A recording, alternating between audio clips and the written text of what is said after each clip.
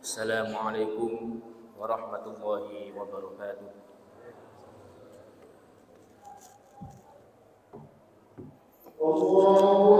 Allahu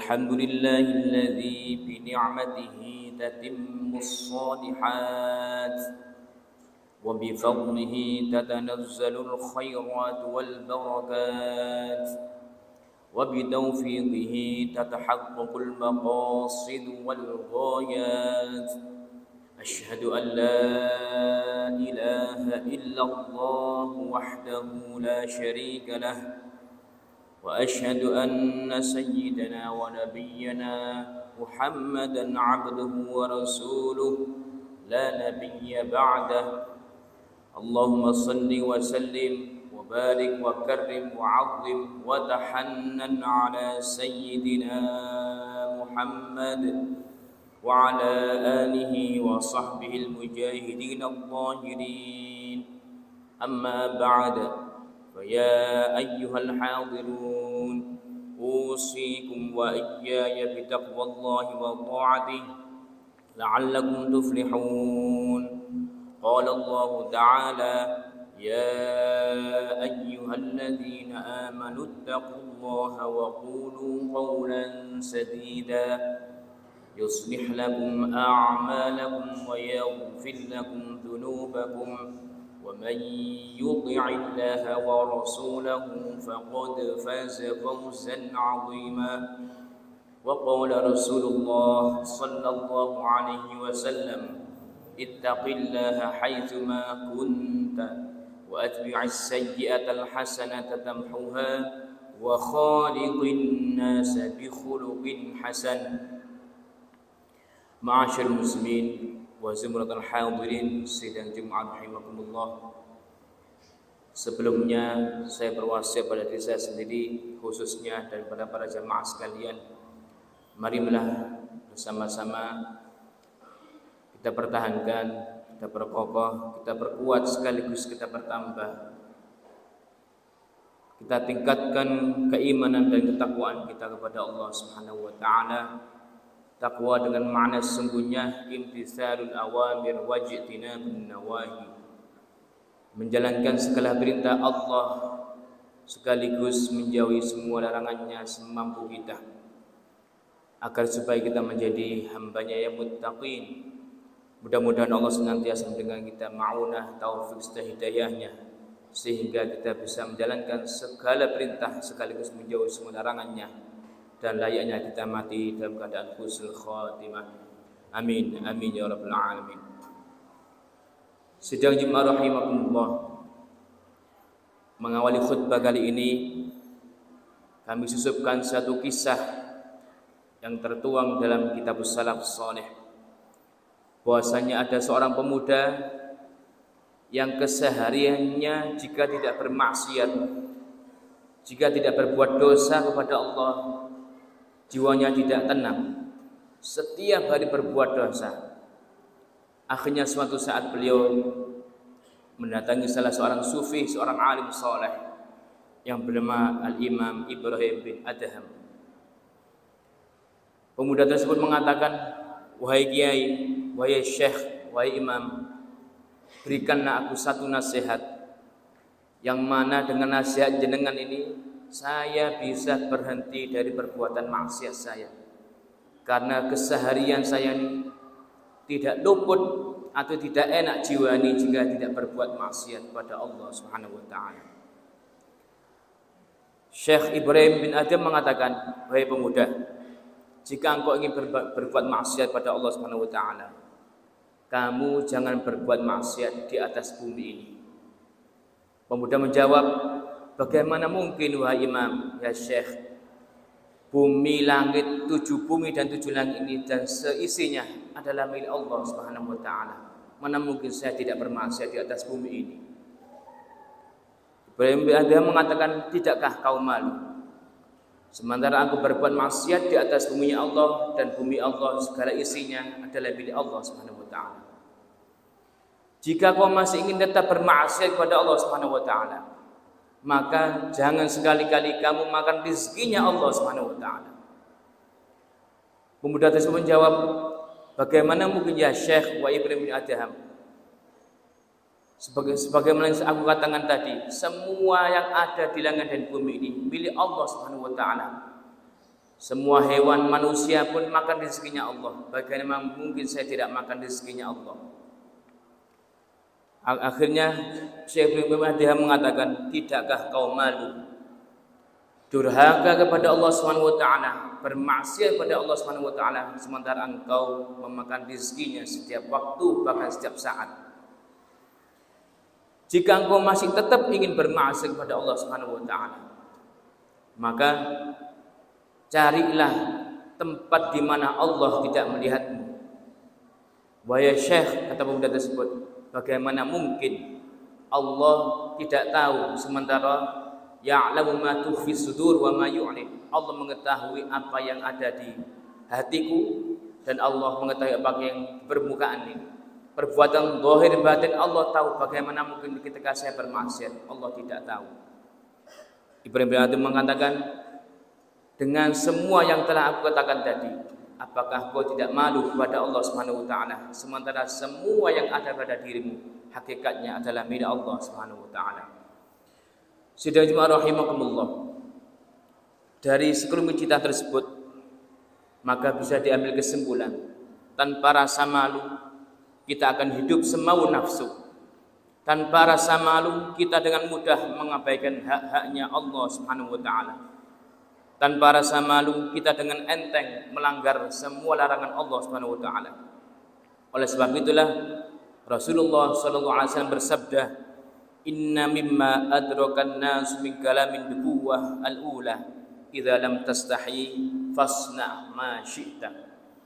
Sesungguhnya ungkapan yang telah dikenal orang-orang dari ucapan nabi-nabi terdahulu ialah, jika engkau tidak malu berbuatlah sekehendakmu. Rawahul Bukhari. Sidang jemaah rahimakumullah, Al-Imam An-Nawawi Al-Bandani menulis satu kitab yang bernama Nasuhul Ibad. Di sana beliau mengutarakan satu hadis. Rasulullah SAW bersabda, "Arba'atun jawahiru fi jismi Adam, yuziluha arba'atu asya'a." Ada 4 perhiasan, 4 permata yang Allah berikan kepada manusia mulai ia lahir sampai ia mati. Yang mana 4 permata tersebut bisa sia-sia dan hilang jika dia berbuat 4 perbuatan. Fa ammal jawahiru fal aqlu. Adapun 4 permata tersebut adalah akal. Yuziluha al-ghadab. Akal tersebut, perhiasan Allah yang berupa akal tersebut bisa hilang dengan amarah yang ada pada dirinya. Yang kedua, perhiasan dari Allah Ta'ala adalah ad-din, agama Islam.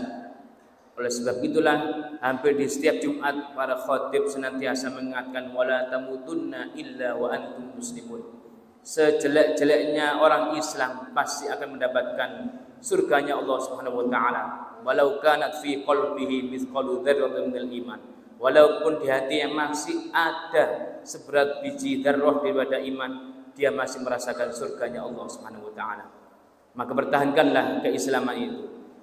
Dan agama tersebut yuziluha al-hasad, bisa hilang sia-sia dengan perbuatan iri dan dengki.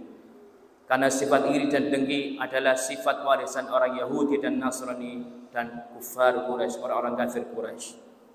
Perhiasan yang ketiga adalah al-haya'u, rasa malu, seperti yang saya ceritakan pada hari ini. Maka rasa malu tersebut yuziluha at-tama', bisa dihilangkan atau tidak ada nilainya di mata Allah Subhanahu wa taala dengan sifat tamak pada diri kita. Sesungguhnya kita semuanya baik, kelihatan baik di mata orang. Itu sebab Allah Subhanahu wa taala Maha Sattar, Maha pandai menutup aib-aib kita. Allah sayang rahmat, sangat sayang kepada kita, sehingga semua aib kita ditutup oleh Allah Subhanahu wa taala. Oleh sebab itulah tidak layak kita membanggakan semua yang ada pada diri kita, semua amal diri kita. Karena Allah telah menutupi aib-aib kita ini, sehingga terlihat di pandangan orang lain kita ini baik dan soleh. Oleh sebab itulah rasa malu ini menjadi tolak ukur bagi diri kita ini. Apakah ketika di khalayak umum dan ketika kita sendirian bisa menjaga ketakwaan kita kepada Allah Subhanahu wa taala. Perhiasan yang keempat adalah al-amalus shalih, amal soleh. Yang mana amal soleh tersebut pahalanya bisa hilang dengan al-ghibah, dengan rasa nasan. Inilah 4 permata yang Allah berikan kepada semua manusia mulai zaman Nabi Adam sampai akhir zaman kelak. Yang pertama adalah al-aqlu, akal. Yang kedua adalah agama Islam. Dan yang ketiga adalah rasa malu. Dan kemudian yang keempat adalah amal soleh. Marilah dengan sedikit khutbah ini kita bisa mengambil kesimpulan sedikit dari pelajaran ini. Tanamkan rasa malu pada diri kita di hadapan Allah Subhanahu wa taala.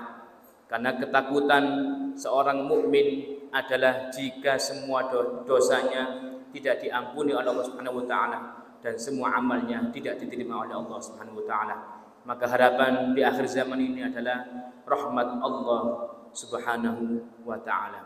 Mudah-mudahan sedikit khutbah ini bisa bermanfaat kita semuanya. Mudah-mudahan Allah menjaga kita dari penyakit zahir dan batin. Mudah-mudahan Allah jadikan sisa umur kita umur barakah. Allah berikan kita rezeki yang melimpah, halal barakah. Allah berikan kita keluarga yang barakah, sakinah, mawaddah, warahmah. Allah berikan kita putra-putri, anak cucu yang saleh, salihah, taat kepada Allah dan Rasulnya, membahagiakan hati kedua orang tuanya. Mudah-mudahan Allah ampunkan semua dosa kita, Allah kabulkan semua hajat kita, dan Allah selesaikan segala problematika hidup kita. Dan mudah-mudahan Allah pertemukan kita dengan baginda Nabi besar Muhammad SAW yaqdatan wa manaman, baik dalam keadaan mimpi ataupun dalam keadaan di alam nyata. Dan mudah-mudahan kita juga dikumpulkan bersama orang-orang soleh dan baginda Nabi besar Muhammad SAW di surganya Allah Taala. Amin amin ya rabbal alamin. A'udzu billahi minasyaitonir rajim. Bismillahirrahmanirrahim. والعصر إن الإنسان لفي خسر إلا الذين آمنوا وعملوا الصالحات وتواصوا بالحق وتواصوا بالصبر. بارك الله ولكم في القرآن العظيم ونفعني وإياكم بما فيه من الآيات والذكر الحكيم وتقبل مني ومنكم تلاوته إنه هو الغفور الرحيم.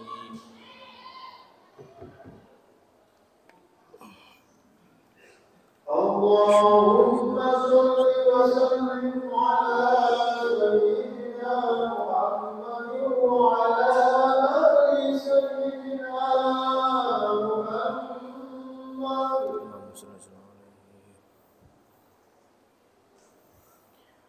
الحمد لله على إحسانه والشكر له على توفيقه وامتنانه وأشهد أن لا إله إلا الله وحده لا شريك له وأشهد أن سيدنا محمدا عبده ورسوله الداعي إلى رضوانه. اللهم صل على سيدنا محمد وعلى آله وأصحابه وسلم تسليما كثيرا. أما بعد، فيا أيها الناس اتقوا الله فيما أمر وانتهوا عما نهى واعلموا أن الله أمركم بأمر بدأ فيه بنفسه وثنى بملائكة قدسه. وقال الله تعالى: إن الله وملائكته يصلون على النبي يا أيها الذين آمنوا صلوا عليه وسلموا تسليما. اللهم صل على سيدنا محمد صلى الله عليه وسلم وعلى آل سيدنا محمد وعلى أنبيائك ورسلك وملائكتك المقربين. ورضي الله عن الخلفاء الراشدين أبي بكر وعمر وعثمان وعلي وعن بقية الصحابة والتابعين ومن تبعهم بإحسان إلى يوم الدين. وارض عنا معهم برحمتك يا أرحم الراحمين. اللهم اغفر للمؤمنين والمؤمنات والمسلمين والمسلمات الأحياء منهم الأموات. اللهم أعز الإسلام والمسلمين واخذل من خذل المسلمين ودمر أعداء الدين وأعل كلماتك إلى يوم الدين. اللهم دفع عنا البلاء والوباء والزلازل والمحن وسوء الفتن والمحن ما ظهر منها وما بطن عن بلدنا إندونيسيا هذا خاصة وعن سائر بلاد المسلمين عامة يا رب العالمين. ربنا آتنا من لدنك رحمة وهيئ لنا من أمرنا رشدا. ربنا ظلمنا أنفسنا وإن لم تغفر لنا وترحمنا لنكونن من الخاسرين. ربنا آتنا في الدنيا حسنة وفي الآخرة حسنة وقنا عذاب النار. عباد الله، إن الله يأمر بالإحسان وإيتاء ذي القربى وينهى عن الفحشاء والمنكر والبغي يعظكم لعلكم تذكرون فاذكروا الله يذكركم واشكروه على نعمه يزدكم واسألوا من فضله يعظكم ولذكر الله أجل وأكبر